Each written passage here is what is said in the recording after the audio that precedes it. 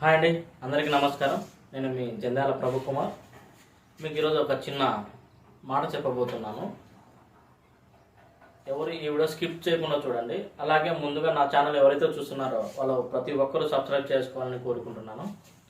ముందుగా విషయానికి వెళ్తే, ఒక అడవిలో ఒక అహంకారమైన ఏనుగు తిరుగుతూ ఉండేది.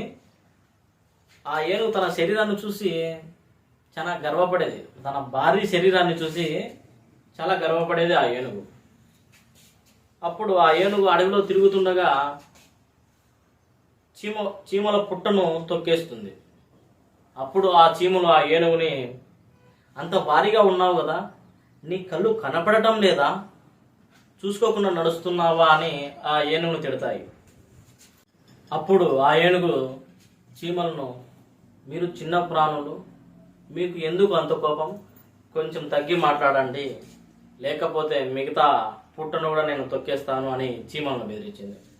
అప్పుడు ఆ చీమలని ఒక్కసారిగా ఆ ఏనుగుకి ఎలాగైనా బుద్ధి చెప్పాలని ఆలోచిస్తున్నాయి. అప్పుడు ఆ చీమలు ఏనుగు మీదకెక్కి కుట్టడం మొదలుపెట్టాయి ఏనుగును. అప్పుడు కుడుతూ కొన్ని చీమలు తన ఏనుగు కళ్ళలేకపోయి ఆ కళ్ళను కుట్టడం మొదలుపెట్టాయి. అప్పుడు ఏనుగు కళ్ళు కనబడుకోకుండా మూతపడిపోయాయి. ఆ ఏనుగు దారిలో ఒక చెట్టును ఢీకొడి ఆ చెట్టును తగిలి కింద పడిపోయింది. బలం ఎక్కువగా ఉందని, పొగరుగా ప్రవర్తించకూడదని ఆ ఏనుగు చీమలు బుద్ధి పెట్టాయి. ఈ కథకు నీతి ఏమిటంటే, బలం అధికారం ఉందని ఎవరి మీద పడితే వారిపై పెత్తనం చెలాయించకూడదని అర్థం. ఈ వీడియో మీకు నచ్చినట్టయితే నా వీడియోని లైక్ చేయండి.